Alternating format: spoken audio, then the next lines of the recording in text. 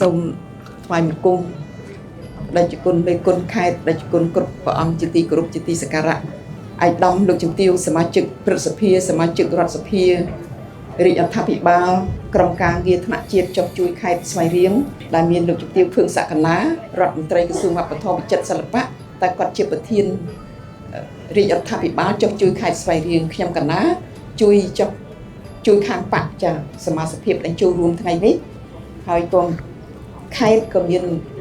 រដ្ឋបាលខេត្តមានប្រធានក្រុមប្រឹក្សាខេត្តអភិបាលគណៈអភិបាលខេត្តចាមូលហេតុដែលដូចផ្ដើមកសាងមេតបសម្រិទ្ធនេះដើម្បីយើងអបអរសាទរបុណ្យទន្លេសម្ដេចមហាបវរធិបតីហ៊ុនម៉ាណែតពេលដែលប្រសាសន៍បិទបុណ្យទន្លេនៅខេត្តកញ្ចេះលោកក៏បានដាក់ទិសដៅថាត្រូវយកទន្លេវៃគោគឺជាខេត្តបន្តវិលជុំចឹងហើយបានជា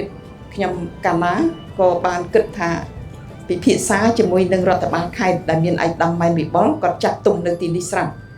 ឧត្តមពេញពោសាក៏ទឹកតែមកក្រោយទេប៉ុន្តែក៏ដុតដៃដុតជើងសហការដែរអញ្ចឹងក៏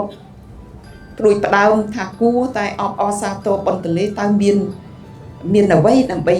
ឧទ្ទិសដល់ទឹកដីខេត្តស្វាយរៀងយើងអញ្ចឹងក៏បានមានឯកឧត្តមម៉ែនវិបុលក៏សរសេរជាសភៅត្រួសតាក់ទងពីរឿងប្រវត្តិរបស់មេតបសម្រិទ្ធនេះមានសេចក្តីដំណើរថាកាលពីរាជធានីនៅលង្វែកមានបុរសម្នាក់សម្រិទ្ធជាអ្នកខ្លាំងពូកែអង្គអាចណាស់នឹងមានផ្ទះនៅលើទីទួលនេះដែលទួលអង្គស្វ័យអង្គនេះកាលដែលស្រុកកើតមានចម្បាំងជាមួយសៀមព្រះរាជាទ្រង់អំពាវនាវដល់ប្រជានុរាស្ត្រគ្រប់ខេត្តខណ្ឌតើនរណាខ្លាំងពូកែសូមឲ្យចូលខ្លួនទៅបម្រើក្នុងកងទ័ពដើម្បីបង្ក្រាបខ្មាំងសៀមដែលចូលមករាតត្បាតអាណាចក្រខេត្តខ្មែរនៅបណ្ដាព្រំប្រទល់ដែនខេត្តបាត់ដំបងខេត្តសៀមរាបបរិសសម្រិទ្ធក៏ស្ម័គ្រចិត្តចូលខ្លួនទៅតាមព្រះរាជតម្រិះអំពាវនាវនោះគាត់បានប្រុងប្រៀបរៀបចំខ្លួននិងប្រដាប់ប្រដាមានគ្រឿងសព្វាវុធគ្រឿងសាស្ត្រាវុធនិងអាវដៃជែករួចស្រេចលាប្រពន្ធកូនធ្វើដំណើរឆ្ពោះទៅកាន់រាជធានីលង្វែកដោយថ្មើរជើងលុះទៅដល់លង្វែកហើយគាត់បានជួបមេតបដើម្បីប្រគល់ខ្លួនគាត់តាមរដ្ឋត្រូវការឯលោកមេតបកាលបើបានពលរេល្មមគ្រប់គ្រាន់ហើយក៏តាំងបរិសសម្រិទ្ធជាមេតបធំឲ្យលើកព្យុះយាត្រាឆ្ពោះទៅបាត់ដំបងដើម្បីកម្ចាត់ពួកសត្រូវលុះទៅដល់សមរភូមិបរិសសម្រិទ្ធក៏ចាប់ប្រយុទ្ធយ៉ាងស្វាហាប់លុះត្រាតែទ័ពសៀមបរាជ័យរត់ខ្ចាត់ខ្ចាយដោយឫទ្ធិដៃជែករបស់មេទ័ពសម្រិទ្ធទ័ពសៀមក៏បានបាក់បោបខ្លោបខ្លាចលែងហ៊ានចូលមករុករាតត្បាតទឹកដីខ្មែរតទៅស្រុកយើងក៏បានសានត្រាំបរិសសម្រិទ្ធក៏លើកទ័ពមករាជធានីលង្វែកវិញហើយបានទូលព្រះរាជាតាមដំណើរដែលខ្លួនបានទទួលជ័យជំនះលើទ័ពសៀមហើយសូមព្រះរាជាអនុញ្ញាតក្រាបទូលត្រឡប់ទៅស្រុកកំណើតវិញព្រះរាជាទ្រង់ព្រះរាជាអនុញ្ញាតតាមការសុំបរិសសម្រិទ្ធបានធ្វើដំណើរត្រឡប់ឆ្ពោះទៅស្រុកវិញមកដល់ភូមិដូនពេញក៏ឈប់សម្រាកនៅទីនោះមួយយប់ទើបធ្វើដំណើរតទៅទៀតដល់ពាក់កណ្ដាលផ្លូវក៏ឈប់ស្រាយសម្ពាយរបស់គាត់មើលលុះស្រាយបង្វិចទៅបានដឹងថាបង្វិចនោះមិនមែនជារបស់គាត់ទេព្រោះថាក្នុងបង្វិចនោះឃើញមានតែសម្ពុតមួយនិងផ្លែស្វាយទុំ3ផ្លែប៉ុណ្ណោះ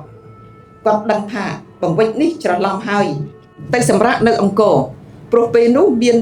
ការច្រឡុកច្បុកច្បល់គ្នាខ្លះ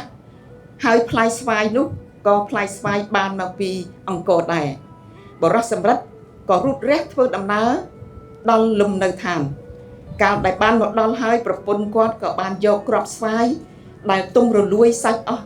ក្នុងបង្វិចកាប់ដាំជារបងមិនយូរប៉ុន្មានស្វាយក៏ដុះឡើងបែកមែកធៀងមានផ្កាផ្លែជាហូរហាយរៀងមកស្វាយនេះអ្នកស្រុកនាំគ្នាហៅថាស្វាយអង្គរប៉ុន្តែដល់កែទៅវាទៅជាស្វាយអង្គទៅលើមានឃុំស្វាយអង្គ បរោះសម្រិតទៅកាប់ដាំនៅរបងព្រោះជាពូជស្វាយបានមកពីអង្គរប៉ុន្តែតមកពាក្យអង្គរវាទៅជាស្វាយអង្គវិញបានជាជាប់ពាក្យថាឃុំស្វាយអង្គដល់សប្តាហ៍ថ្ងៃក្រោយមកឃុំស្វាយអង្គនេះនៅក្នុងស្រុកស្វាយជ្រុំក្រោយមកបរោះសម្រិតនិងភរិយាក៏ស្លាប់បាត់ទៅនៅតែកូនចៅរបស់គាត់កូនចៅនេះខ្លះក៏នៅឯនេះខ្លះក៏នៅខេត្តផ្សេងបែកគ្នាទៅតាមក្រុមគ្រួសាររៀងខ្លួនវត្តស្វាយអង្គដោយមានលោកគ្រូចៅអធិការមួយអង្គជាអ្នកគ្រប់គ្រងព្រមទាំងមានភិក្ខុសាមណេរគង់នៅច្រើនកន្លងទៅទៀតដែលមានការទើសតែងក្នុងវត្តមានសត្វស្លាបផ្សេងទុំលើដើមស្វាយនោះផងនាំឲ្យមិនស្អាតវត្តក៏មានការខ្វះខាតគ្រឿងសេនាផងលោកគ្រូចៅអធិការបានឲ្យភិក្ខុសាមណេរកាប់រលំដើមស្វាយនោះតែដោយរឹតដើមស្វាយធំនោះភិក្ខុសាមណេរកាប់មួយថ្ងៃបានតែពាក់កណ្ដាលដើមនៅសល់ប៉ុន្មាននឹងកាប់នៅថ្ងៃខាងមុខទៀតលុះព្រឹកឡើងស្រាប់តែស្នាមកាប់ទាំងប៉ុន្មានដែលបានកាប់ខ្លះទៅហើយនោះក៏ដុះសាច់ដុះសម្បកក្របចិត្តដូចដើមវិញគួរឲ្យអនិច្ចាណាស់លោកគ្រូក៏ឲ្យភិក្ខុសាមណេរកាប់ទៀត2ថ្ងៃទល់ល្ងាចតែទោះជាកាប់យ៉ាងណាក៏ត្រូវត្រឹមតែពាក់កណ្ដាលដើមលុះព្រឹកឡើងឃើញដុះសាច់ដុះសម្បកដើមដដែលទៀតថ្ងៃមួយភិក្ខុសាមណេរជាច្រើនអង្គដោយមានពូថៅគ្រប់ដៃហើយលោកប្រាប់ថានាំគ្នាកាប់ឲ្យរលំក្នុងថ្ងៃនេះឲ្យបានស្រេចតែម្ដងដើមស្វាយទ្រាំមិនបាននឹងពូថៅជាច្រើនពេកក៏រលំប៉ុន្តែស្លឹកមិនបានស្រពោនឡើយបែរទៅជាដុះមែកខ្នែងចេញផ្លែផ្កាដូចធម្មតានៅពេលយប់គេឮសូរតែសំឡេងភ្លេងពិណពាទ្យប្រគំយ៉ាងលន្លង់លន្លោចធ្វើឲ្យអ្នកស្រុកស្ងើចអស្ចារ្យមិនយូរប៉ុន្មានលោកគ្រូចៅអធិការក៏កើតជំងឺឈឺជាខ្លាំងរវើរវាយរហូតដល់คล้ายទៅជាឆ្កួតវង្វេងចំណែកភិក្ខុសាមណេរកាលបើឃើញហេតុអស្ចារ្យដូច្នោះក៏រត់ចោលវត្តស្វាយអង្គនេះទៅឧបាសកឧបាសិកាក៏នាំគ្នាទៅកសាងវត្តថ្មីមួយនៅចម្ងាយប្រមាណជា1គីឡូម៉ែត្រអំពីវត្តស្វាយអង្គចាស់នេះដោយសប្តាហ៍ថ្ងៃគេឲ្យឈ្មោះថាវត្តស្វាយផ្អែមវិញប្រជាពលរដ្ឋបាននិទានតគ្នាអំពីព្រឹត្តិការណ៍ដែលបានកើតឡើងជុំវិញរឿងហេតុនិងហេតុភេទអស្ចារ្យអំពីដើមស្វាយ